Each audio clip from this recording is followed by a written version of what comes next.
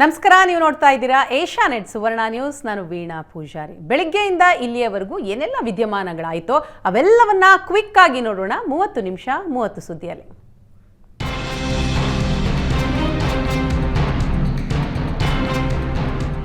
ಯಾದಗಿರಿಯ PSI Parashurama ಸಾವಿಗೆ ವರ್ಗಾವಣೆ ದಂಧೆ ಕಾರಣ ಎಂಬ ಆರೋಪ ಈಗ ಕೇಳಿಬಂದಿದೆ. ಹಣ ನೀಡುವಂತೆ ಪರಶುರಾಮ್ಗೆ ಶಾಸಕ ಚೆನ್ನಾರೆಡ್ಡಿ ನಿರಂತರ ಕಿರುಕುಳ ಕೊಟ್ಟಿದ್ದರಂತೆ. 7 ತಿಂಗಳ ಹಿಂದಷ್ಟೇ ಯಾದಗಿರಿ ನಗರ ಠಾಣೆಗೆ ಬಂದಿದ್ದ ಪರಶುರಾಮ್ ನಿನ್ನೆಯಷ್ಟೇ ಸೈಬರ್ ಠಾಣೆಗೆ ಟ್ರಾನ್ಸ್ಫರ್ ಆಗಿತ್ತು. ಯಾದಗಿರಿ ಠಾಣೆಯಲ್ಲೇ ಮುಂದುವರಿಯಲು 30 ಲಕ್ಷಕ್ಕೆ ಶಾಸಕರು ಬೇಡಿಕೆ ಇಟ್ಟಿದ್ದರಂತೆ. ಅವಧಿ ಪೂರ್ವ ವರ್ಗಾವಣೆಯಿಂದ ಒತ್ತಡಕ್ಕೆ ಒಳಗಾಗಿದ್ದ ಪಿಎಸ್ಐ ಮೃತಪಟ್ಟಿದ್ದಾರೆ. ಪಿಎಸ್ಐ ಪರಶುರಾಮ ಸಾವನ್ನ ಖಂಡಿಸಿ ಕಲಬುರಗಿ ಯಾದಗಿರಿ ರಾಷ್ಟ್ರೀಯ ಹೆದ್ದಾರಿ ತಡೆದು ಬೃಹತ್ ಪ್ರತಿಭಟನೆ ನಡೆಯಿತು. ಯಾದಗಿರಿ ಪಿಎಸ್ಐ ಪರಶುರಾಮ ಸಾವಿನ ಪ್ರಕರಣದ ಬಗ್ಗೆ ಏಷ್ಯಾನೆಟ್ ಸುವರ್ಣ ನ್ಯೂಸ್ ವರದಿ ಬಳಿಕ ಯಾದಗಿರಿ ಪೊಲೀಸರು ಶಾಸಕರ ವಿರುದ್ಧ ಎಫ್ಐಆರ್ ದಾಖಲಿಸಿದ್ದಾರೆ.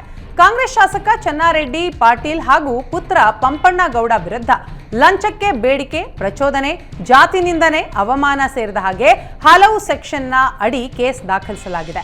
ಕೇಸ್ ದಾಖಲಾಗ್ತಾ ಇದ್ದ ಹಾಗೆ ಶಾಸಕ ಚೆನ್ನಾರೆಡ್ಡಿ ಮತ್ತು ಪುತ್ರ ಪಂಪಣ್ಣ ಗೌಡ ನಾಪತ್ತೆಯಾಗಿದ್ದಾರೆ. ನನ್ನ ಪತಿ ಸಾವಿಗೆ ಕಾರಣರಾಗಿರುವ ಆರೋಪಿಗಳನ್ನ ತಕ್ಷಣವೇ ಬಂಧಿಸಿ ಜೈಲಿಗೆ ಕಳುಹಿಸಬೇಕು ಅಂತ ಮೃತ ಪಿಎಸ್ಐ ಪರಶುರಾಮ ಪತ್ನಿ ಶ್ವೇತಾ ಆಗ್ರಹಿಸಿದ್ದಾರೆ. ಆರೋಪಿ ಶಾಸಕ ಚೆನ್ನಾರೆಡ್ಡಿ ಪಾಟೀಲ ಹಾಗೂ ಪಂಪಣ್ಣಗೌಡ ಪಾಟೀಲ್ ಜೈಲಿಗೆ ಹೋಗೋದನ್ನ ನಾನು, ನನ್ನ ಮಗ ಹಾಗೂ ಕುಟುಂಬಸ್ಥರು ನೋಡಬೇಕು ಅಂತ ಕಣ್ಣೀರು ಹಾಕಿದ್ದಾರೆ. ಇನ್ನು ಶಾಸಕ ಮತ್ತು ಪುತ್ರನಿಗೆ ಜಾತಿ ಫೀಲಿಂಗ್ ಜಾಸ್ತಿ ಇದೆ, ಹಾಗಾಗಿ ಕೆಳಜಾತಿಯವರು ನನ್ನ ಕ್ಷೇತ್ರದಲ್ಲಿ ಇರಬಾರದು ಅಂತ ಅವಮಾನಿಸಿದ್ರು ಎಂದು ಆರೋಪಿಸಿದರು. ಯಾದಗಿರಿ ಪಿಎಸ್ಐ ಪರಶುರಾಮ ಅನುಮಾನಾಸ್ಪದ ಸಾವಿನ ಬಗ್ಗೆ ತನಿಖೆಗೆ ಸೂಚನೆ ಕೊಟ್ಟಿದ್ದೀನಿ ಅಂತ ಗೃಹ ಸಚಿವ ಡಾಕ್ಟರ್ ಜಿ ಪರಮೇಶ್ವರ್ ಹೇಳಿದ್ದಾರೆ. ಪರಶುರಾಮ ಆತ್ಮಹತ್ಯೆ ಮಾಡಿಕೊಂಡಿಲ್ಲ, ಹೃದಯಾಘಾತದಿಂದ ಮೃತಪಟ್ಟಿದ್ದಾರೆ ಅಂತ ಪರಮೇಶ್ವರ್ ತಿಳಿಸಿದರು. ಕುಟುಂಬಸ್ಥರು ವರ್ಗಾವಣೆ ಮಾಡಿದ್ದಾರೆ ಅನ್ನೋ ಕಾರಣ ಕೊಟ್ಟಿದ್ದಾರೆ. ಇದನ್ನೆಲ್ಲ ತನಿಖೆ ಮಾಡಿ ಅಂತ ನಾನು ಸೂಚನೆ ಕೊಟ್ಟಿದ್ದೀನಿ. ವರದಿ ಬಂದ ಮೇಲೆ ನೋಡೋಣ. ಅವರ ಪತ್ನಿಯ ಆರೋಪವನ್ನು ನಾನು ಪರಿಗಣಿಸುತ್ತೇನೆ ಅಂತ ಹೇಳಿದ್ದಾರೆ. ಪಾದಯಾತ್ರೆಯ ವೇಳೆ ಪಿಎಸ್ಐ ಪರಶುರಾಮ ಸಾವಿನ ವಿಷಯ ಪ್ರಸ್ತಾಪಿಸಿದ ಎಚ್ಡಿಕೆ ಸರ್ಕಾರವನ್ನ ತರಾಟೆಗೆ ತೆಗೆದುಕೊಂಡಿದ್ದಾರೆ. ಗೃಹ ಸಚಿವರೇ, ಮೃತ ಪಿಎಸ್ಐ ನಿಮ್ಮ ಸಮಾಜದವರೇ, ಟ್ರಾನ್ಸ್ಫರ್ ಮಾಡದಿರಲು 25 ಲಕ್ಷ ಲಂಚಕ್ಕೆ ಬೇಡಿಕೆ ಇಟ್ಟಿದ್ದಾರೆ ಅಂತ ಮೃತ ಪಿಎಸ್ಐ ಪತ್ನಿ ಹೇಳಿದ್ದಾರೆ. ನಿಮ್ಮ ಸಮಾಜದ ಪೊಲೀಸ್ ಅಧಿಕಾರಿ ಸಾವು ತಡೆಯುವ ಶಕ್ತಿ ನಿಮ್ಗಿಲ್ವಾ? ನೀವು ಅಂಬೇಡ್ಕರ್ಗೆ ಕೊಡುವ ಗೌರವ ಇದೇನಾ ಅಂತ ಪ್ರಶ್ನಿಸಿದ್ದಾರೆ.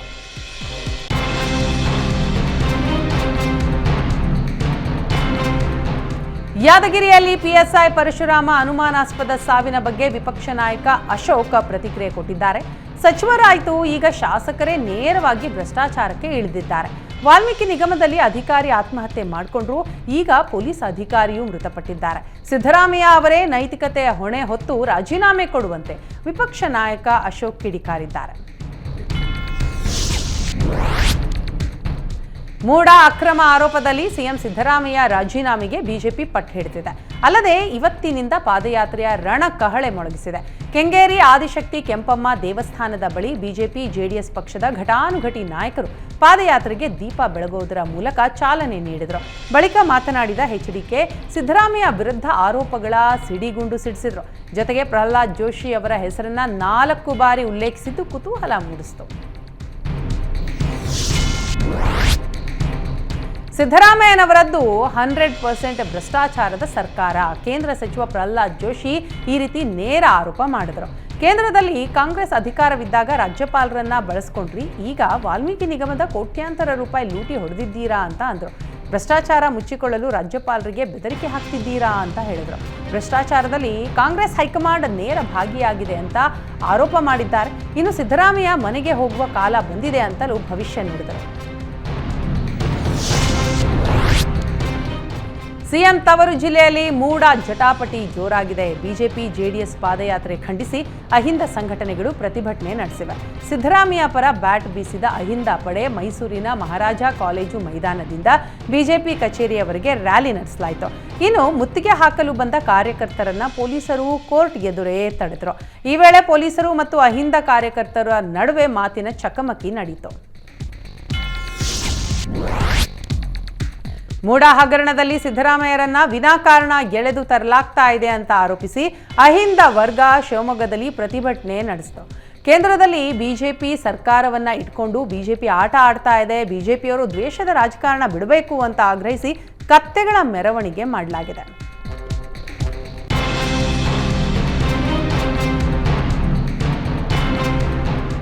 ಮೂಡಾ ಪ್ರಕರಣ ಒಂದೇ ಅಲ್ಲ, ಕಾಂಗ್ರೆಸ್ ಸರ್ಕಾರದ ಹಲವು ಜನ ವಿರೋಧಿ ನೀತಿಗಳ ವಿರುದ್ಧ ಪಾದಯಾತ್ರೆ ನಡೀತಾ ಇದೆ ಅಂತ ಕುಮಾರಸ್ವಾಮಿ ಹೇಳಿದ್ದಾರೆ. ಅಮಾಯಕ ರೈತರ ಜಮೀನು ಬಿಎಂಐಸಿ ಪ್ರಾಜೆಕ್ಟ್ ಹೆಸರಿನಲ್ಲಿ ಲೂಟಿಯಾಗಿತ್ತು. ಹಾಗಾಗಿ ಅದೇ ಜಾಗದಿಂದ ನಾವು ಇವತ್ತು ಪಾದಯಾತ್ರೆ ಶುರು ಮಾಡಿದ್ದೇವೆ ಅಂತ ಎಚ್ಡಿಕೆ ತಿಳಿಸಿದ್ರು. ಅಕ್ರಮದಲ್ಲಿ ಈ ಸರ್ಕಾರದಲ್ಲಿರುವ ಮಂತ್ರಿಗಳೇ ಪಾಲುದಾರರಿದ್ದಾರೆ. ಹಾಗಾಗಿ ಮೂಡಾ ಪ್ರಕರಣ, ವಾಲ್ಮೀಕಿ ನಿಗಮ ಅಕ್ರಮ ಹಣ ದುರುಪಯೋಗ ಸೇರಿ ಜನ ವಿರೋಧಿ ನೀತಿಯ ಕುರಿತು ಜನರನ್ನ ಎಚ್ಚರಿಸಲು ಪಾದಯಾತ್ರೆ ನಡೆಸ್ತಾ ಇದ್ದೇವೆ ಅಂತ ಹೇಳಿದ್ರು. ಸಿದ್ದರಾಮಯ್ಯ ಸರ್ಕಾರದ ವಿರುದ್ಧ ಮಾಜಿ ಸಿಎಂ ಬಿಎಸ್ವೈ ಕಿಡಿಕಾರಿದ್ದಾರೆ.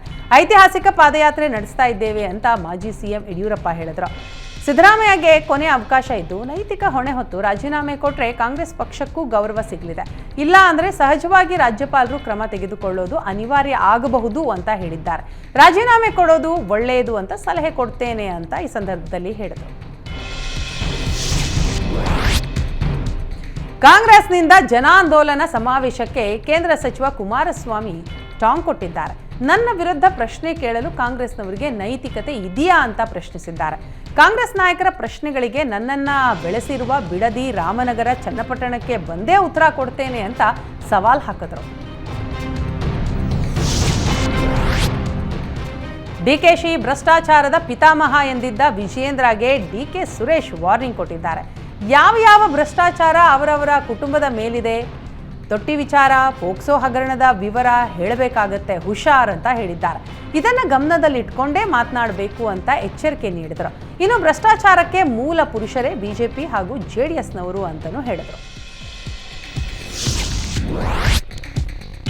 ಮೂಡಾ ಹಗರಣ, ಸಿಎಂ ಸಿದ್ದರಾಮಯ್ಯನವರಿಗೆ ರಾಜ್ಯಪಾಲರ ನೋಟಿಸ್ ಕೊಟ್ಟಿದ್ದನ್ನ ಖಂಡಿಸಿ ಶೋಷಿತ ಸಮುದಾಯದ ಒಕ್ಕೂಟ ಪ್ರತಿಭಟನೆಗೆ ಕರೆ ಕೊಟ್ಟಿದೆ.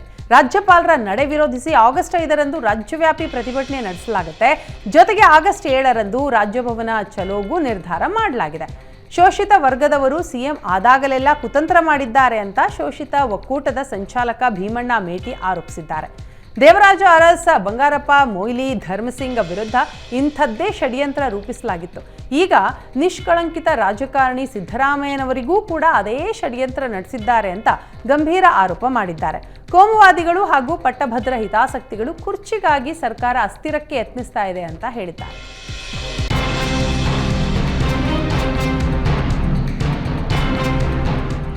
ಹಾಸನ ಜಿಲ್ಲೆಯ ಸಕಲೇಶಪುರ ತಾಲೂಕಿನ ರಾಷ್ಟ್ರೀಯ ಹೆದ್ದಾರಿ 75ರ ಶಿರಾಡಿ ಘಾಟ್ನಲ್ಲಿ ಪದೇ ಗುಡ್ಡ ಕುಸಿತವಾಗ್ತಾ ಇದೆ. ಗುಡ್ಡ ಕುಸಿತದ ಸ್ಥಳಕ್ಕೆ ಸಿಎಂ ಸಿದ್ದರಾಮಯ್ಯ ಭೇಟಿ ನೀಡಿ ಪರಿಶೀಲನೆ ಮಾಡಿದ್ರು. ಉಸ್ತುವಾರಿ ಸಚಿವ ಕೆಎನ್ ರಾಜಣ್ಣ ಜೊತೆ ಆಗಮಿಸಿ ಸ್ಥಳ ಪರಿಶೀಲಿಸಿದ್ರು. ಇದೇ ವೇಳೆ ಹೆದ್ದಾರಿ ಪ್ರಾಧಿಕಾರದ ಅಧಿಕಾರಿಗಳಿಂದ ಮಾಹಿತಿ ಪಡೆದುಕೊಂಡ್ರು. ಈ ಸಂದರ್ಭದಲ್ಲಿ ಮಾತನಾಡಿದ ಸಿಎಂ, 90 ಡಿಗ್ರಿ ಕಟ್ಟಿಂಗ್ ಮಾಡಬಾರದು, 45 ಡಿಗ್ರಿ ಕಟ್ ಮಾಡಬೇಕು, ಆಗ ಭೂಕುಸಿತ ಆಗಲ್ಲ ಅಂತ ಹೇಳಿದ್ದಾರೆ. ಇದು ಅವೈಜ್ಞಾನಿಕ ಕಾಮಗಾರಿ ಹಾಗೂ ಭೂಕುಸಿತ ಆಗ್ತಾ ಇದೆ. ಸ್ಥಳೀಯರ ಅಭಿಪ್ರಾಯಗಳನ್ನ ಕೇಂದ್ರ ಸಚಿವರಿಗೆ ತಿಳಿಸ್ತೇನೆ ಅಂತ ಈ ಸಂದರ್ಭದಲ್ಲಿ ಸಿಎಂ ತಿಳಿಸಿದರು. ವಯನಾಡ್ನ ಚೂರಲ್ ಮಲೆಯಲ್ಲಿ ಭೂಕುಸಿತಕ್ಕೆ ಹಲವು ಸೇತುವೆಗಳು ಕೊಚ್ಚಿ ಹೋಗಿವೆ. ಹೀಗಾಗಿ ಭಾರತೀಯ ಸೇನೆ ತಾತ್ಕಾಲಿಕ ಸೇತುವೆ ನಿರ್ಮಿಸಿದೆ. ಕೇವಲ 36 ಗಂಟೆಯಲ್ಲಿ 190 ಅಡಿ ಉದ್ದದ ಕಬ್ಬಿಣದ ಸೇತುವೆ ನಿರ್ಮಿಸಿದೆ. ರಕ್ಷಣೆ ಕಾರ್ಯಾಚರಣೆಗೆ ಈ ಬ್ರಿಡ್ಜ್ ಸಹಾಯವಾಗಿದೆ. ಬ್ರಿಡ್ಜ್ ಇಲ್ಲದೆ ದೊಡ್ಡ ವಾಹನಗಳು ಹೋಗೋದಕ್ಕೆ ಸಾಧ್ಯ ಆಗ್ತಾ ಇರಲಿಲ್ಲ. ಇದೀಗ ರಕ್ಷಣೆಗೆ ಅನುಕೂಲವಾಗಿದೆ. ಮಿಲಿಟರಿ ಟೀಮ್ ಜೊತೆಗೆ ಎನ್ಡಿಆರ್ಎಫ್ ಮತ್ತು ಎಸ್ಡಿಆರ್ಎಫ್ ಸೇವಕರಿಂದ ಕಾರ್ಯಾಚರಣೆ ನಡೀತಾ ಇದೆ. ಮೊದಲು ಮಳೆ ಇದ್ದ ಕಾರಣ ಸಾಕಷ್ಟು ತೊಂದರೆಯಾಗಿತ್ತು. ಸದ್ಯಕ್ಕೆ ಯಾವುದೇ ಸಮಸ್ಯೆ ಇಲ್ಲ ಅಂತ ಏಷ್ಯಾನೆಟ್ ಸುವರ್ಣ ನ್ಯೂಸ್ಗೆ ಬ್ರಿಗೇಡಿಯರ್ ಅರ್ಜುನ್ ಸಿಂಗ್ ಹೇಳಿದ್ದಾರೆ. ವಯನಾಡಿನ ಭೂಕುಸಿತದ ಸ್ಥಳಕ್ಕೆ ಮಲಯಾಳಂ ನಟ ಮೋಹನ್ ಲಾಲ್ ಭೇಟಿ ನೀಡಿದರು. ಟೆರಿಟೋರಿಯಲ್ ಆರ್ಮಿಯಲ್ಲಿ ಲೆಫ್ಟಿನೆಂಟ್ ಕರ್ನಲ್ ಆಗಿರುವ ಮೋಹನ್ ಲಾಲ್ ಮಿಲಿಟರಿ ಸಮವಸ್ತ್ರದಲ್ಲಿ ಬಂದು ಸ್ಥಳ ವೀಕ್ಷಣೆ ಮಾಡಿದರು. ರಕ್ಷಣಾ ಕಾರ್ಯಾಚರಣೆಯಲ್ಲಿ ನಿರತ ಸೈನಿಕರ ಜೊತೆ ಮೋಹನ್ ಲಾಲ್ ಸಂವಾದ ನಡೆಸಿದರು. ವಯನಾಡು ಭೂಕುಸಿತದಿಂದ ಊರೇ ಸರ್ವನಾಶವಾಗಿದೆ. ಜೀವ ಉಳಿಸಿಕೊಳ್ಳಲು ಕಾಡಿನತ್ತ ತೆರಳುತ್ತಾ ಇದ್ದ ಕುಟುಂಬವನ್ನ ಆನೆಯೊಂದು ಕಾಪಾಡಿದ ಅಚ್ಚರಿಯ ಘಟನೆ ನಡೆದಿದೆ. ಕಾಡಿನಲ್ಲಿ 3 ಕಾಡಾನೆಗಳ ಗುಂಪು ಎದುರಾದಾಗ ಸುಜಾತಾ ಕುಟುಂಬ ಧೈರ್ಯಗೆಡದೆ ಆನೆಗಳ ಮುಂದೆ ಕೈಮುಗ್ದಿದ್ದಾರೆ. ಈಗಷ್ಟೇ ಒಂದು ದುರಂತದಿಂದ ಪಾರಾಗಿ ಬಂದಿದ್ದೇನೆ, ದಯವಿಟ್ಟು ನಮ್ಮ ಕುಟುಂಬವನ್ನ ಬಿಟ್ಬಿಡು, ಬೆಳಗಿನ ಜಾವದವರೆಗೆ ನಮಗೆ ಇಲ್ಲೇ ಇರಲು ಬಿಡು ಅಂತ ಕೇಳಿಕೊಂಡಿದ್ದಾರೆ. ಆನೆಗೆ ಏನನ್ನಿಸ್ತೋ ಸುಮ್ಮನಾಗಿದೆ. ಬಳಿಕ ಕುಟುಂಬದ ಎಲ್ಲ ಸದಸ್ಯರು 3 ಆನೆಗಳಿಂದ ಕೆಲವೇ ಅಡಿಗಳ ದೂರದಲ್ಲಿ ಮರದ ಅಡಿ ನಿಂತು ಬೆಳಗಿನ ಜಾವದವರೆಗೂ ಕಾಲ ಕಳೆದಿದ್ದಾರೆ. ಆನೆಗಳು ಬೆಳಗಿನ ಜಾವದವರೆಗೆ ಅಲ್ಲೇ ನಿಂತು ಕುಟುಂಬಕ್ಕೆ ರಕ್ಷಣೆ ನೀಡಿವೆ. ಆನೆಗಳು ಪ್ರಾಣ ಭಿಕ್ಷೆ ನೀಡಿದ ಘಟನೆಯನ್ನ ಸುಜಾತಾ ಹಂಚಿಕೊಂಡಿದ್ದಾರೆ. ಕೇರಳದಲ್ಲಿ ಭೂಕುಸಿತಕ್ಕೆ 300ಕ್ಕೂ ಅಧಿಕ ಜನರು ಬಲಿಯಾದ ಹೊತ್ತಿನಲ್ಲೇ ಕೇಂದ್ರ ಸರ್ಕಾರ ಮಹತ್ವದ ನಿರ್ಧಾರ ತೆಗೆದುಕೊಂಡಿದೆ. ಕರ್ನಾಟಕ ಸೇರಿದಂತೆ 6 ರಾಜ್ಯಗಳನ್ನು ಒಳಗೊಂಡ ಪಶ್ಚಿಮ ಘಟ್ಟದ 56,800 ಚದರ ಕಿಲೋಮೀಟರ್ ಪ್ರದೇಶವನ್ನು ಪರಿಸರ ಸೂಕ್ಷ್ಮ ಪ್ರದೇಶ ಅಂತ ಹೊಸ ಕರಡು ವರದಿಯನ್ನ ಪ್ರಕಟಿಸಿದೆ. ಪರಿಸರ ಸೂಕ್ಷ್ಮ ವಲಯದಲ್ಲಿನ ಅರಣ್ಯ ನಾಶ, ಭಾರೀ ಗಣಿಗಾರಿಕೆ ಮತ್ತು ಹವಾಮಾನ ಬದಲಾವಣೆಯೇ ಘಟ್ಟ ಪ್ರದೇಶಗಳಲ್ಲಿ ದುರಂತಕ್ಕೆ ಕಾರಣ ಅಂತ ವಿಜ್ಞಾನಿಗಳ ಬಲವಾಗಿ ಹೇಳಿರೋದನ್ನ ವರದಿ ಪ್ರಸ್ತಾಪಿಸಿದೆ. ಇದರಲ್ಲಿ ಇತ್ತೀಚೆಗೆ ಭೂಕುಸಿತಕ್ಕೆ ತುತ್ತಾದ ಕೇರಳದ ವಯನಾಡು ಜಿಲ್ಲೆಯ 13 ಗ್ರಾಮಗಳೂ ಕೂಡ ಸೇರಿವೆ.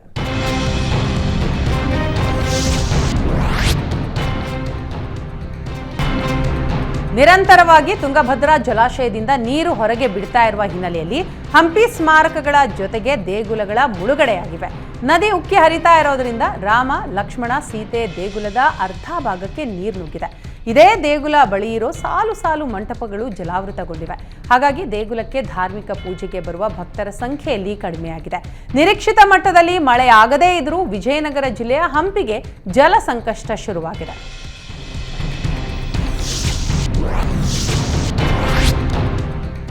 ಶಿವಮೊಗ್ಗ ಜಿಲ್ಲೆಯ ವಿವಿಧೆಡೆ 23 ಮನೆಗಳ್ಳತನ ಪ್ರಕರಣಗಳಲ್ಲಿ ತಲೆಮರೆಸಿಕೊಂಡಿದ್ದ ಖತರ್ನಾಕ್ ಕಳ್ಳ ಕೊನೆಗೂ ಕೂಡ ಅಂಧರಾಗಿದ್ದಾನೆ. ಅಶೋಕ್ ನಗರದ ಇಬ್ರಾಹಿಂ ಅಲಿಯಾಸ್ ಇಬ್ಬುನನ್ನ ಬಂಧಿಸಿದ್ದ ಪೊಲೀಸರು ನ್ಯಾಯಾಲಯಕ್ಕೆ ಹಾಜರುಪಡಿಸಿ ನ್ಯಾಯಾಂಗ ಬಂಧನಕ್ಕೆ ಒಪ್ಪಿಸಿದ್ದಾರೆ. ಇಬ್ರಾಹಿಂ ವಿರುದ್ಧ ಶಿವಮೊಗ್ಗ ದೊಡ್ಡಪೇಟೆ ಠಾಣೆಯ 11, ಸಾಗರ ಗ್ರಾಮಾಂತರ ಠಾಣೆಯ 5, ವಿನೋಬನಗರ ಠಾಣೆಯ 3, ತುಂಗಾನಗರ ಠಾಣೆಯ 2, ಕುಂಶಿ ಮತ್ತು ಸಾಗರ ಟೌನ್ ಠಾಣೆಯ ತಲಾ 1 ಪ್ರಕರಣ ದಾಖಲಾಗಿತ್ತು. ರೈತನಿಗೆ ಅವಮಾನ ಮಾಡಿದ್ದ ಜಿಟಿ ಮಾಲ್ಗೆ ಮತ್ತೊಂದು ಶಾಕ್ ಎದುರಾಗಿದೆ. ತೆರಿಗೆ ಪಾವತಿಗೆ ಮಾಲ್ ಮಾಲೀಕರು ನೀಡಿದ್ದ 1.7 ಕೋಟಿ ರೂಪಾಯಿ ಚೆಕ್ ಬೌನ್ಸ್ ಆಗಿದೆ. ಹಾಗಾಗಿ ಮತ್ತೆ ಮಾಲ್ಗೆ ಬೀಗ ಹಾಕುವ ಸಾಧ್ಯತೆ ಇದೆ. ಪಂಚೆ ಧರಿಸಿ ಬಂದ ರೈತನ ಪ್ರವೇಶಕ್ಕೆ ನಿರಾಕರಿಸಿದ್ದ ವೇಳೆ ಆಸ್ತಿ ತೆರಿಗೆ ಪಾವತಿ ಮಾಡದೇ ಇರೋದು ಬೆಳಕಿಗೆ ಬಂತು. ಜುಲೈ 18ರಂದು ಮಾಲ್ಗೆ ಬಿಬಿಎಂಪಿ ಬೀಗ ಹಾಕಿತ್ತು. ಬಿಬಿಎಂಪಿ ತೆರಿಗೆ ಹಣಕ್ಕೆ ಮಾಲ್ ಆಡಳಿತ ಮಂಡಳಿ ನೀಡಿದ್ದ ಚೆಕ್ ಕೊಟ್ಟಿದ್ರು. ಆದರೆ ಈಗ ಚೆಕ್ ಬೌನ್ಸ್ ಆಗಿದ್ದು ಮಾಲ್ಗೆ ಬೀಗ ಹಾಕುವ ಸಾಧ್ಯತೆ ಹೆಚ್ಚಿದೆ.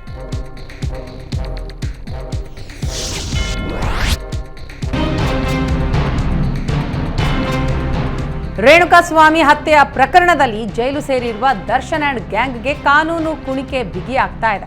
ಎಫ್ಎಸ್ಎಲ್ನಲ್ಲಿ ಸಿಸಿಟಿವಿ ದೃಶ್ಯಗಳ ಜೊತೆ ವಿಜುವಲ್ ಕಂಪ್ಯಾರಿಸನ್ ನಡೀತಾ ಇದೆ. ಅರೆಸ್ಟ್ ವೇಳೆ ತೆಗೆದ ಫೋಟೋಗಳ ಮ್ಯಾಚಿಂಗ್ ಮಾಡಲಾಗ್ತಾ ಇದೆ. ವಿಜುವಲ್ ಕಂಪ್ಯಾರಿಸನ್ನಿಂದ ಡಿ ಗ್ಯಾಂಗ್ಗೆ ಸಂಕಷ್ಟ ಎದುರಾಗಿದೆ. ಸಿಸಿಟಿವಿಯಲ್ಲಿ ಸೆರೆಯಾಗಿರುವ ಫೋಟೋಗಳು, ಇದರ ಜೊತೆಗೆ ಬಂಧನದ ಸಮಯದಲ್ಲಿ ತೆಗೆದ ಫೋಟೋಗಳು ಮ್ಯಾಚಿಂಗ್ ಮಾಡಲಾಗ್ತಾ ಇದೆ. ಸ್ಯಾಂಡಲ್ವುಡ್ ನಟ ನಿರ್ದೇಶಕ ತರುಣ್ ಮತ್ತು ನಟಿ ಸೋನಲ್ ಮದುವೆ ಆಗಸ್ಟ್ 10 ಹಾಗೂ 11ರಂದು ನಡೆಯಲಿದೆ. ಮದುವೆ ಸಂದರ್ಭದಲ್ಲಿ ದರ್ಶನ್ನ ತುಂಬಾ ಮಿಸ್ ಮಾಡ್ಕೋತೀವಿ, ಆದರೂ ಅವರ ಆಶೀರ್ವಾದ ನಮ್ಮ ಜೊತೆಗಿರುತ್ತೆ ಅಂತ ನಟ ತರುಣ್ ಸುಧೀರ್ ಹೇಳಿದ್ರು. ಇನ್ನು ಸೋನಲ್ ಸಹ ದರ್ಶನ್ ಬಗ್ಗೆ ಮಾತನಾಡಿದ್ದು, ನಾನು ದರ್ಶನ್ರನ್ನ ಅಲ್ಲಿ ನೋಡೋಕೆ ಇಷ್ಟಪಡಲ್ಲ, ತರುಣ್ ಹೋಗಿ ನೋಡ್ಕೊಂಡು ಬಂದರು, ನಾನು ಅವರನ್ನ ನೋಡಿರೋ ರೀತಿನೇ ಬೇರೆ, ಅಂಥ ಪರಿಸ್ಥಿತಿಯಲ್ಲಿ ನಾನು ಅವರನ್ನ ನೋಡೋಕ್ಕಾಗಲ್ಲ ಅಂತ ನಟಿ ಸೋನಲ್ ತಿಳಿಸಿದ್ದಾರೆ. ಖದೀಮರು ಹಾಡ ಹಗಲೇ ಮನೆಗೆ ನುಗ್ಗಿ ಲಕ್ಷಾಂತರ ರೂಪಾಯಿ ಕಳ್ಳತನ ಮಾಡಿರುವಂತಹ ಘಟನೆ ಲಿಂಗಸೂಗೂರು ತಾಲೂಕಿನ ಮುದ್ಗಲ್ನಲ್ಲಿ ನಡೆದಿದೆ. ಮನೆಯಲ್ಲಿ ಯಾರೂ ಇಲ್ಲದನ್ನ ನೋಡಿ ಕಳ್ಳನು ಮನೆಗೆ ನುಗ್ಗಿದ್ದ ಸಂದರ್ಭ ಏಕಾಏಕಿ ಮನೆ ಮಾಲೀಕ ಬಂದಿದ್ದಾನೆ. ಈ ವೇಳೆ ಮನೆ ಮಾಲೀಕನಿಗೆ ಕಬ್ಬಿಣದ ರಾಡ್ನಿಂದ ಹೊಡೆದು ಮಾರಣಾಂತಿಕ ಹಲ್ಲೆ ನಡೆಸಿ ಲಕ್ಷಾಂತರ ರೂಪಾಯಿ ನಗದು ಹಾಗೂ ಚಿನ್ನಾಭರಣ ಕದ್ದು ಎಸ್ಕೇಪ್ ಆಗಿದ್ದಾರೆ. ಘಟನೆ ಸಂಬಂಧ ಮುದ್ಗಲ್ ಪೊಲೀಸ್ ಠಾಣೆಯಲ್ಲಿ ಪ್ರಕರಣ ದಾಖಲಾಗಿದೆ.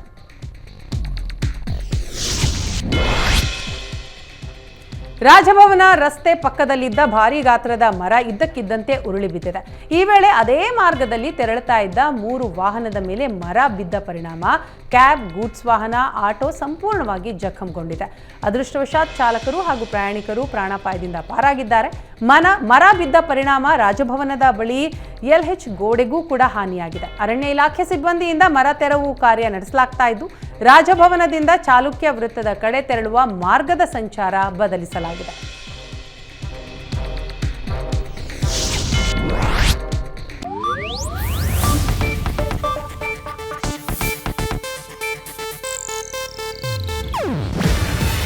ಇದು ಏಷ್ಯಾನೆಟ್ ನ್ಯೂಸ್ ನೆಟ್ವರ್ಕ್ ಪ್ರಸ್ತುತಿ.